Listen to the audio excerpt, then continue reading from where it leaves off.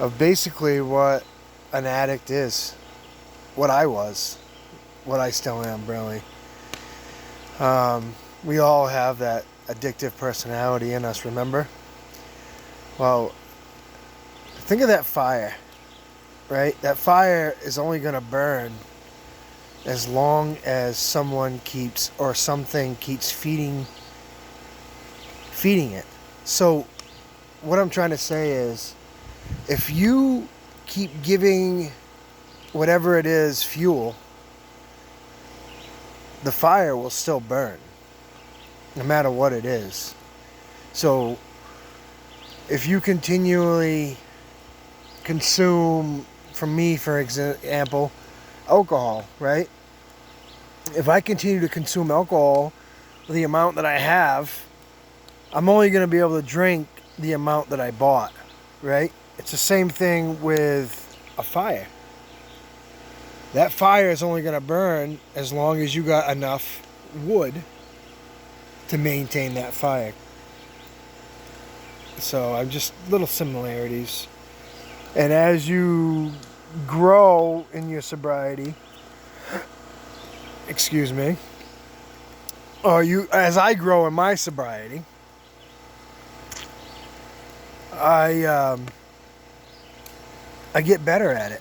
I get better at healing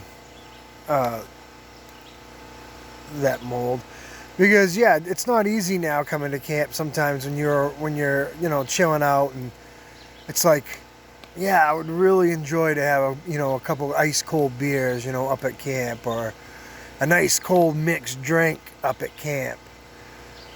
I can't do that, guys. It messes with me badly. One's never enough, and two's too many. You know what I'm saying? I should say one's never enough and one's too many. That's a better way of saying it. I'm just letting you guys know that, yeah. I started drinking, I drank my first drink when I was like 2 or 3 years old. My grandfather used to give me Michelob Light, or Michelob beer. I loved it. I couldn't wait to go visit him because I knew he would give me beer. And that's funny. That's crazy, isn't it? At 3 years old, you enjoying something like that. It's nuts. But I know it got pretty bad. I guess probably my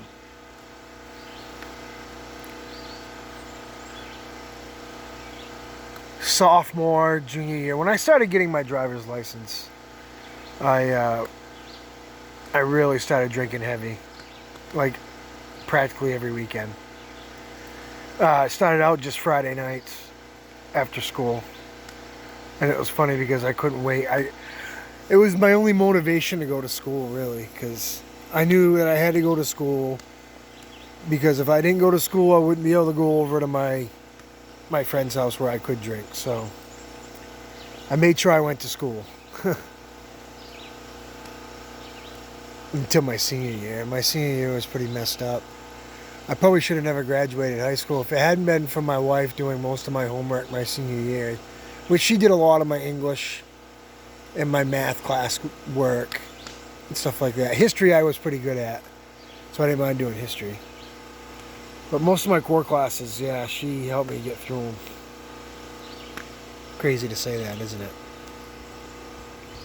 But it's true. And look at me now, it's like, holy shit, I shouldn't even be here, really, if you think about it. The amount of fucking stupid shit that I did. Like, I remember coming up here, I was like 16 years old. And I had a Mazda, I had an 87 Mazda B2000. Just a little beater truck. And it had that cab and a half, or a cab and a quarter, or whatever. Not even have a back seat, but it had enough room to put some stuff in the back of it, behind the seats and stuff. Well, I crammed a couple buddies in the back there, and I crammed a whole bed of my truck up with a bunch of buddies one night where we started. This is a crazy story, guys. Don't do this. This is not one of these stories you want to go out and try. So I thought it was pretty cool. So I could buy beer at 15. I'm not gonna say how I did it or whatever. I could buy it very easily. So I got a hold of it, and I got all my buddies some beer, and we all got beer. And Friday afternoon, we headed up this way. And like I said, it's like a 45-minute ride, right?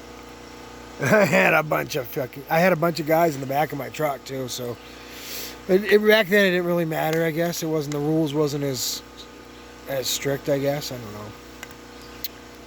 I'm gonna stop there though.